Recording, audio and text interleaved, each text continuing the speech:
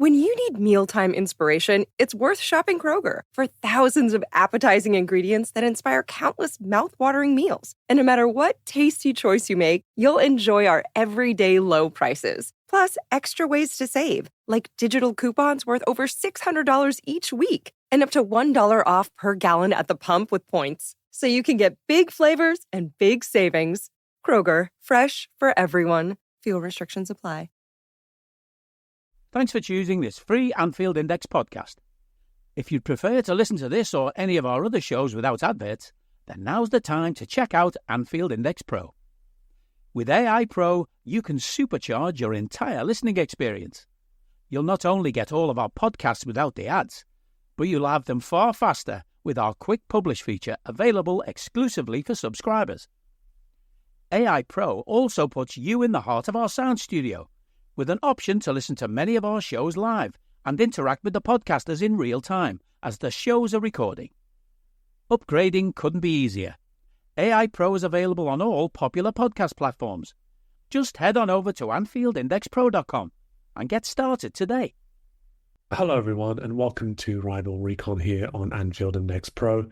The league-leading Reds have had a strong start to what is an ominous run of fixtures for Arne Slot's side, with a 2-1 win over Chelsea at Anfield last weekend, followed up by an impressive away performance against Leipzig to maintain an 100% record in the Champions League midweek. The fixtures don't get any easier, however, with the Reds travelling to North London to take on Arsenal this Sunday afternoon under the lights, in what promises to be their sternest test yet, despite a number of key absences for the Gunners. And joining me on the pod this week to go over how Arsenal have started the season, whether Arteta is now under pressure to win trophies this time around, and to vent with me on the lack of consistency shown from Premier League referees, I'm joined by lifelong Arsenal fan and matchgoer Amanda, better known as Guna Girl 1969, from the Same Old Arsenal podcast. Welcome back, Amanda. Good to speak with you again. I think we checked before, wasn't it? Like, last time was 2022. How have you been? Yeah, wow. Didn't realise it was so long. Yeah, I'm good. How are you, Harry? I'm good. Yeah, you'll find Liverpool fans in kind of an upbeat mood of late, to be honest, given how things have been going. I mean, I think a lot of us expected to be still deep in mourning, after losing Jurgen last season from management anyway. He's not going anywhere. But yeah, I think given the way things have started, and I think the way in which the new manager, actually, Arne Slot, has sort of conducted himself a little bit, not even trying to imitate, Klopp, is just trying to do his own thing. And, results always help. But the small cloud of these contracts that are just rattling on, I suppose, that we need to get resolved for Van Dijk and Trent and Salah. But aside from that, not doing too badly. Personally, doing okay as well. How have you been? I mean, since 2022 we last spoke, I mean, a lot, I would say, has changed when it comes to sort of how Arsenal have done during that period. How have you found it? I've loved it. I've loved the last couple of seasons. I know we haven't won anything, but I've really enjoyed it. The fact that we're actually challenging for the league, challenging City the whole time. It's a far cry from where we were towards the end of Wenger's reign. So I've really enjoyed it. And obviously it's time now that we have to hope and try for a trophy. We were so close last year, so close, but one game in it. And I do feel, we'll get onto the PGMOL and all that if you want to discuss that, but I just feel sometimes that things go against us more so than City. But anyway, no, I've enjoyed the last couple of seasons. Yeah, no, I mean, I think you're not going to get a more sympathetic fan base when it comes to, almost pipping City. I think Liverpool fans definitely feel. I mean, I'll speak for the entire Liverpool fan base. I'm still very, very bitter about the 97 points thing. I mean, we'll speak about your last season and, of course, record breaking in many ways. And but yeah, I'm still pretty bitter, I have to say, about getting 97 points and somehow not winning the league. But I did want to take us back to last season, actually, just for a moment, and talk about the success that it was, and 28 league games that season, the highest ever tally in any top flight season since you won 29 from 42, I think, in 1970-71 season. obviously ended with 89 points, second highest total in your history. And after the 90 earned by, of course, the Invincible side in 2003, 2004, and of course pipped to the post by Man City, who finished on 91. You did, of course, take them to the final day. I wanted to ask you, I mean, as you just said there a little bit, you've enjoyed these seasons. How was it for you in terms of a ride? I mean, if you had to look at that, look at last season, what stood out to you the most? I mean, what will you remember about last season other than sort of how it finished? Consistency, the wonderful football, the fan base, how we are. Social media is very different to actually being in the ground. And I'm both in the ground and on social media. As you know, we've got our podcast as well. Enjoyed what I saw, the unity on the pitch. Loved the fact that what happened to Havertz, from absolutely being lambasted, joining us, not being, not settling in as quick as everybody would like, which is ridiculous because players take time, to turning it around and becoming a wonderful player for us. Saka, absolutely. And I will argue to the hilt that he is world class. Ødegaard, Martinelli, having David Raya on loan, which at the very beginning of the season, none of us could really understand, but it proved to be right. Saliba, Gabriel coming on wonderfully, Ben White. Shane Timber got injured. He got injured on the second half of the game, on the first game of the season. And the thing is with Arsenal and injuries, whenever it goes quiet, we know it's a bad one. Whenever we don't hear anything, and that was bad, wasn't it? So that was really shocking, really upsetting. He looked very good in the first half, however. It wasn't meant to be for him. I just really, really enjoyed it. We just played wonderful football. And although I predicted City to win it, but I predicted us to come second, I just felt we had a massive chance. But the pressure was on last season, Harry, because of the season before, when no one expected us to challenge City. So the next season, you are expected to challenge City, which we did, and we were very close. And, I can point to, look, as football fans, we can all look at our club and go, if the referee wouldn't have done that in that game, we'd have won the league. We can all do that. But I will hark back to Newcastle away last year when the player climbed all over Gabriel's back and they didn't even give anything. And I can't remember if they beat us or we drew. I cannot remember. But that affected me for months on end, Harry. I was on the radio the next morning with a Geordie screaming my head off. Because as Arsenal fans, we just want consistency. We do things wrong, we get punished, no issues. But other teams do it and they don't get punished. But we can go into that. So I think it felt very unified at the Emirates, very unified with the club. And we was watching exciting football as well. Yeah, it did very much feel as though everybody was pushing in the same direction as you mentioned. Like, you'll always have a couple of the headbangers online who find anything to get upset about, and always these bizarre fixations with a couple of players here and there who for some reason they don't rate. I only learned today actually that there's this kind of section of the Arsenal fan base who online anyway, right, who are apparently a little bit off on Martin Ødegaard, which is that's just remarkable. I could believe. But you know what? Every fan base has got them. I mean, look, Ødegaard's one of your best. I don't even listen to people like that, and hopefully, Arsenal fans who even think like that of Ødegaard don't follow me because I couldn't have them on my timeline. What a wonderful captain, wonderful player, and we've missed him. I mean, if you want to jump to now, we have bloody missed him. Yeah. But I mean, we were totally all moving in the right direction, and we still are. We still are. You mentioned the podcast. I did want to give you the opportunity to plug that early on, the Same Old Arsenal podcast. Do you want to just give us a little bit of insight into sort of how you record those, what you chat about as well? Yeah, sure. We go live post game. We go live the next day. We have guests on. It's in the title, Same Old Arsenal podcast. Myself, Chris, and James, we're all match going fans. And we really love our viewers. We've built up a really good community there. Arsenal community, but we do have other fans that come and join us, which is lovely. So if we play, say, United, a United fan will come on and, be in the chat room and we'll talk to him, and, Scousers, hopefully one will join us because we'll probably go live Monday evening because we're playing Sunday evening. Podcast is wonderful. We really, really enjoy it. And we really welcome other fans to talk to us because we're not, the three of us, and as I said, we're match-going fans. We've all got season tickets, but we're not, how can you put it, like some of the lunatics on social media. We argue on the podcast amongst ourselves. We've all got our own opinions. Of course. And we just really enjoy it. Like I enjoy talking to you, Harry, from the Anfield Index.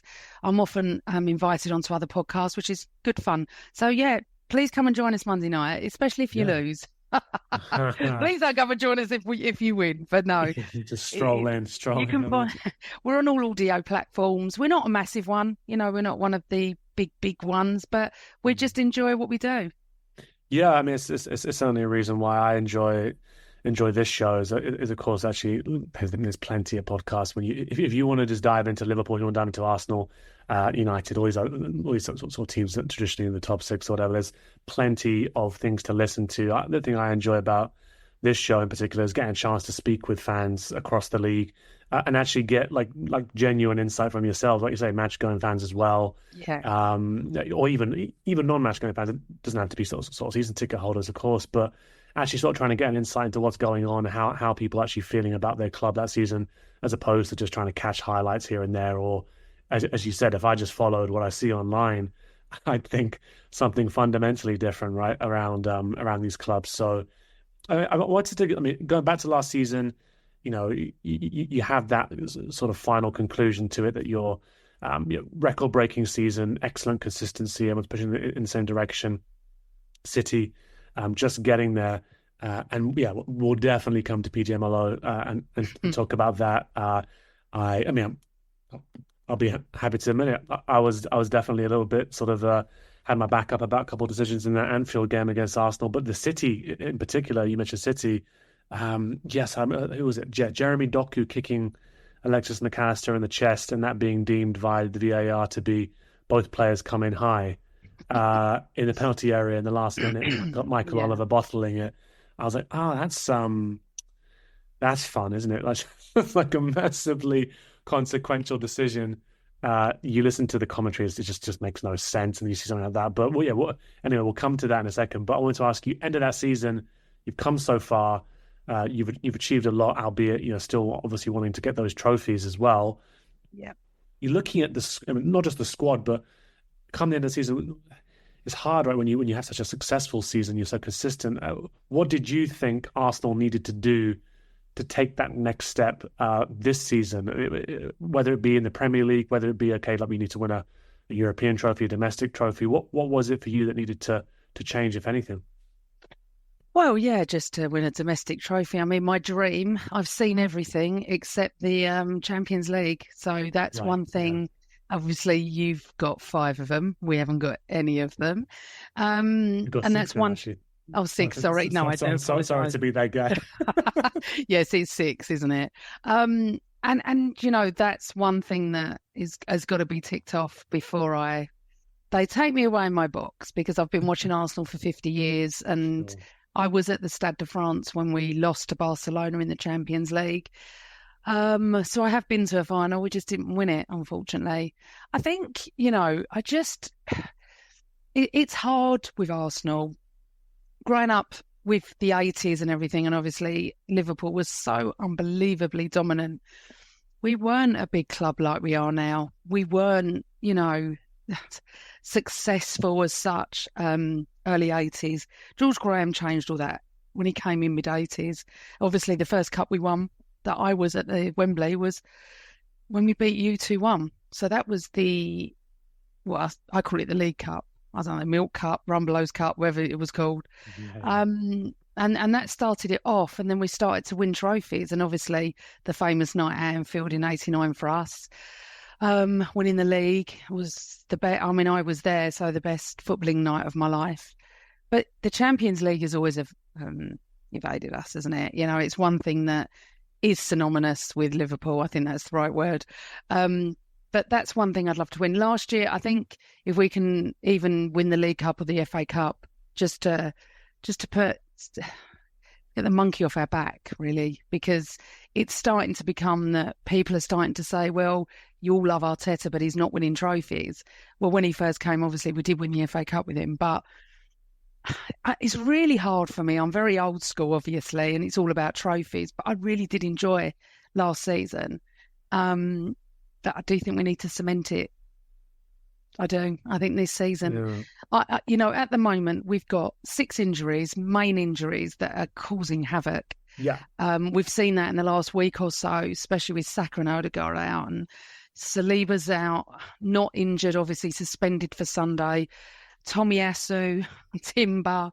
I mean, you're looking at half our defence has gone, and we've got to play you lot who are top of the league and flying. So it's not exactly as last year was and the year before where we set off flying. It's been coming that we were going to lose. I was there against Shakhtar in the week. It was one of the most. It wasn't great, was it? One of the most boring games I've seen in many, many years, where I literally sat there, Harry, and thought there's a million things I could be doing tonight better than this, which I've never thought that about my team. Not for many years have I ever thought that. But listen, we won. Job done. Bournemouth away on the Saturday. Unfortunately, we didn't turn up. We got what we deserved. I thought Bournemouth played well. We didn't really turn up. Of course, it's affecting us with having so many injuries. It's driving me mad, these injuries, because we did so well with lack of injuries last year. But every club gets them. We have to move on. And as Arteta has said, no more whinging, no more moaning, just get on with it. We've got a squad, we have to use it. I don't need a VPN. I've got nothing to hide. This is what I used to tell myself before I hooked up with LibertyShield.com. Not only is my home internet now fully encrypted, but I can now access all the websites I want, whenever I want, and do so from absolutely anywhere. As a Liverpool fan, I love to know I can now watch every match, regardless of whether it's on UK TV or not. My Liberty Shield VPN makes sure nothing is blocked and guarantees me super fast streaming speed throughout that match.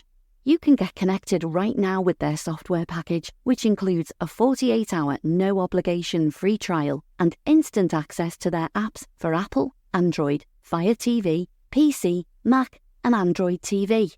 Or go a step further like I have and get one of their pre-configured VPN routers. These small but powerful devices allow you to easily connect every device in your home to VPN, making it the perfect solution for smart TVs, Mac boxes and games consoles.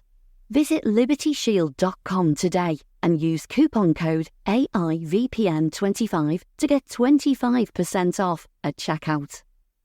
No, absolutely. Yeah, it's definitely something. I mean, I think Liverpool fans have had to contend with over the seasons, given kind of the approach we had under Klopp, right? All the high intensity football we were playing, and I think as the fixture list got more and more crowded, and at times it looked like we were trying to try and win everything. It turns out you can't do that.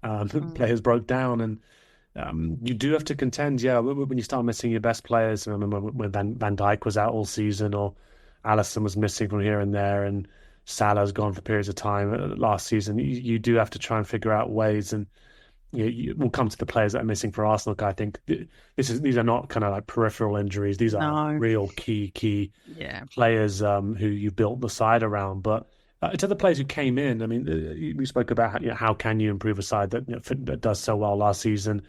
There's always some tinkering in the transfer window that the team gets up to. To the departures, saw Emile Smith-Rowe depart for Fulham with a lot of good wishes, it seemed. Eddie Nketiah, similarly to Crystal Palace. And Ramsdale, again, good wishes over to Southampton. Fabio Vieira went out on loan back to Portugal. Mohamed Elneny finished sort of a long stint, of course, at the club as well. There's a bunch of loans there. I think Reece Nelson, Nuno Tavares on loan as well. The Congo's a whole bunch. And then Raheem Sterling comes in on loan late from Chelsea, which is one we'll talk about. Ricardo Calafiori, one of the most beautiful acquisitions of the window, I have to say. Mikel Merino and David Raya making that move permanent as well. Just wanted to ask you, I mean, of the business that was done, feel free to talk about the players who left. 'Cause I think a few of those are had a good following at Arsenal, been there for quite a long period of time. And then feel free to talk about any of the players who came in, and if you think those were the kind of priority positions for Arsenal. David Raya, top class, absolutely top class. Has saved us so many times this season already, and we're only like a couple of months in. Calafiori, a hot-blooded Italian who looks very handsome, I must say. Great addition. The ones that have gone, the one I'm disappointed in is Emil Smith-Rowe. Yeah. Unfortunately, he got an injury, lasted a very long time, obviously wasn't in Arteta's plans towards the end. None of us know what goes on in football clubs. We can all surmise. We all think we know someone who knows someone, but at the end of the day, very disappointed he left. Wish him well, absolutely. Apart from that, Eddie needed to go. The rest on loan. Fringe players as well. But yeah, gutted about Smith-Rowe. But, there's certain ways, as you know, when a player leaves your club, there's certain ways of doing it. We've had players in the past that have left our club in such a disgusting manner that will never be welcome back, ever. Yeah. But the players that you've mentioned, Eddie, Emil, always be welcome back, and they will get a massive round of applause as well. Yeah, but it's what you like to see, isn't it? I was thinking about it the other day, actually. Ramsdale especially. I mean, he was... Yeah. I had COVID, unfortunately, so I wasn't at that game. But he was given a massive round of applause. Oh, we love Ramsdale. And, Raya is... he is better. However, none of us really wanted to see Ramsdale go because of the personality and the love he has for us and the club. Will always be welcome back. And there'll always be gooners as well, Harry. Certain players, will leave your club, will always be Scousers, always be Liverpool, in their hearts. I look at players like, Robin Van Persie, for one, will never be treated like that because of the way he left. Sammy and Esri. You just leave a club in a right way. And some don't, But yeah, Smith-Rowe, gutted about that. We loved Emil Smith-Rowe and Saka together. It's similar to, I suppose, like you mentioned, Julian Timber coming in last window, getting injured really early on. You got Marino, just incredibly bad luck, obviously, in his first training session. What was it that he did? Broke, fracture his shoulder or something like that? Yeah, but he's back now, so that is not so dramatic as what Timber went through. Timber didn't get back to April, from August or whatever it was. So we were just praying Marino didn't have that. Sorry, I forgot about him. He's a good addition as well. I've always trusted Arteta. I've always been day one very pleased he joined, and I've always supported him. I've always been one of those that have had his back, and I still will. I always will. I think he's a wonderful manager, and I know a lot of people listening to this will probably disagree because he's an ex-Evertonian, so I do get that. But I absolutely believe in Arteta and Edu 100%. I always have, even when we went through a terrible time a couple of seasons ago. But yeah, I always do believe that Arteta's got our best interests at heart, and he knows what he's doing. Yeah, he's obviously signed a long-term deal, hasn't he, with the club more recently. And yeah, I mean, I'm happy to be open about what I think about Arteta. I mean, I think he's obviously a really promising young coach, still a young coach, has taken the club on a real journey. Great young crop of players. I think the mentality, I think, really does have to be acknowledged. Just the number of times you have managed to come back in difficult situations, and clearly a group that fights for each other, and you can see the way the stadium, the fans has embraced that as well. At the same time, as you were saying to me, just 10 minutes or so ago, you can have all the love for somebody in the world, and in the end, it does become a bit around. Okay, we need to start. There has to be some trophies here. It doesn't have to be the big one. It doesn't have to be the big one, but we need to try and sort of be a bit more mindful about that, because you imagine at some point somebody's going to be putting a bit of scrutiny on that. I wondered that was your opinion. You said you're old school about that. How prevalent do you think that idea was amongst the Arsenal fan base going into the season? Okay, maybe not the league, whatever it might be, but we need to win something this season.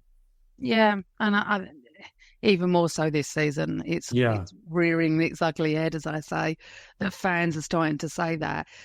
But I just think I am old school. So for me, winning the League Cup is Still good, yeah. Yes, but you've got spoiled fans who think that the only decent cup is the league or the Champions League. The FA Cup has been so precious to us. If I've got it right, because I'm not brilliant on stats. The records, aren't you? Yeah, I think we've 14 we've won. I think it's 14. If it's 15, I apologise, Gooners. I'm tired. It's been a long day. But and I've seen most of those. Yeah. So we love that. We love that cup. And the League Cup, to me, they're just as important. So I know everyone has the League Cup is the third one, the FA Cup, then, the league, then the Champions League, of course. But I just feel any trophy that we can win will be amazing this season. I think it just helps, doesn't it, to keep that momentum going, to keep that good feeling going. I mean, it was interesting, obviously, with from a Liverpool perspective.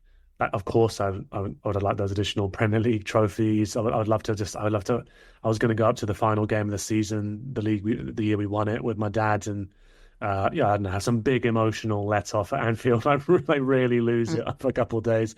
And of course, it being sort of the COVID impacted season in the end, didn't get a chance to do that in person. Wow. And that's all I really want, really. It's just a chance to celebrate that in person with everybody. And got pipped to the post again in annoying circumstances a couple of times. And even the Champions League, I mean, it sounds greedy. Obviously, I've been so lucky to watch Liverpool be successful in that competition and go to games. But I mean, I never want to see Real Madrid ever again, to be honest. Like a zombie side in Europe who finds any way to beat you, even when they're second best. There could have been more glory. But the reason I bring that up is that those two League Cups, both against Chelsea in funny circumstances, especially with the kids last season. You could see what it meant. You could see what it meant to everybody. You could see what it meant to achieve that. And the fans, of course, would have wanted more from last season with Klopp going out, but at least we had that, right? So I can understand where fans' heads are at around the Premier League, Champions League, but there's still a lot to be gained by winning those other ones. The only other transfer I wanted to talk to you about actually is Raheem Sterling, right? Because he had a big profile name, comes in on loan late in the window. What's your view on that as a transfer? A bit of shrewd business. It's obviously early days. Yeah, it is early days, and I think this is another Havertz because he's not setting the world alight, but you can see his like tenacity and wanting to win, and the fact that he is like a proven winner. I'm really happy he's here. I think Arsenal fans are mixed at the moment, but I think they're learning the lesson with how they treated Havertz. That this could turn around and he could be wonderful for us. But you have to give players a chance. Not every player will settle day one. They just don't. They take time to learn how a manager wants them to play, what positions, how the other players play around them. He's doing all right. I'm not saying he's setting the world alight, but he's doing okay, and I'm pleased. We need someone like him.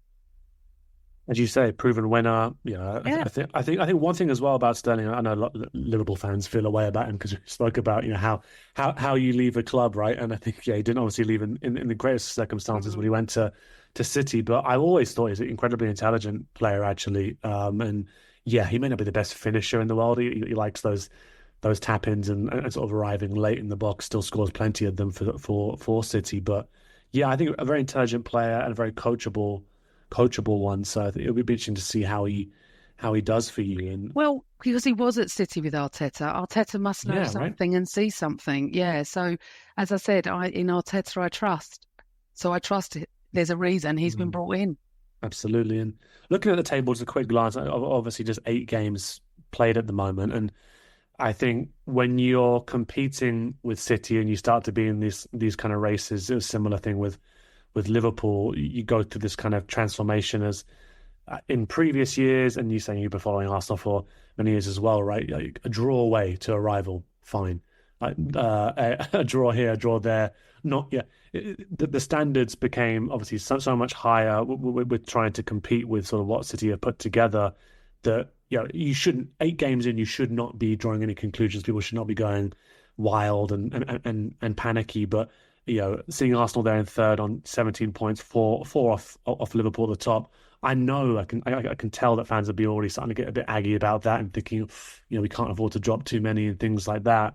We'll come to sort of how big the game feels this weekend as a result. But just this season, looking at the fixtures, looking at the results so far, I wanted to ask you, what have you made of how you started the season?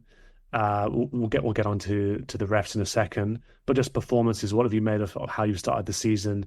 And had you noticed anything different from how you started the season to last season, aside from, of course, the injuries? Yes, we have started slightly different, but I think the injuries have caused a lot of that.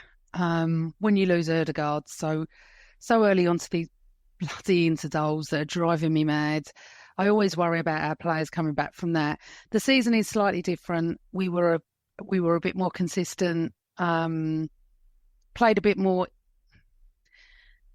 fearful football, if I would call it. At the moment, the loss at Bournemouth didn't surprise me. I could see it coming. We weren't on fire. As I said, again, losing Saka, I mean, God. It's losing the players that's done it, obviously. It's a tough one, isn't it? Because you are 4 points clear. If you go 7 points clear, I do understand why some pundits have come out and said, that'd be it for Arsenal. It's ridiculous to say it. It's the last week in October. It's not the last week in March, and it can all turn around. You could lose a couple of games, City could draw a couple, and we start winning, and it all turns around again. Ideally would be, if we can't win it on Sunday, not to lose it. That's for sure. It's going to be tough, as I said, with our players out. And I'm not making excuses, because if we had our fit 11 and your fit 11, I truly believe we'd beat you at the Emirates. I do. I truly believe that. But we haven't. And you're flying. So it's going to be very interesting on Sunday. I just wish Saliba wouldn't have done what Saliba did at Bournemouth and has cost us, our main defender with Gabriel. Yeah. It's a shame. He's the leader. Actually, I think it's weird at times. I think sort of Gabriel ends up going a bit underrated just because, of course, what Saliba's been doing at centre-back. But I think Gabriel's actually really... No, not anymore, Harry. He's not underrated at all, not by us Arsenal fans. We absolutely idolise Gabriel. We idolise Saliba. We love them both. There is no doubt.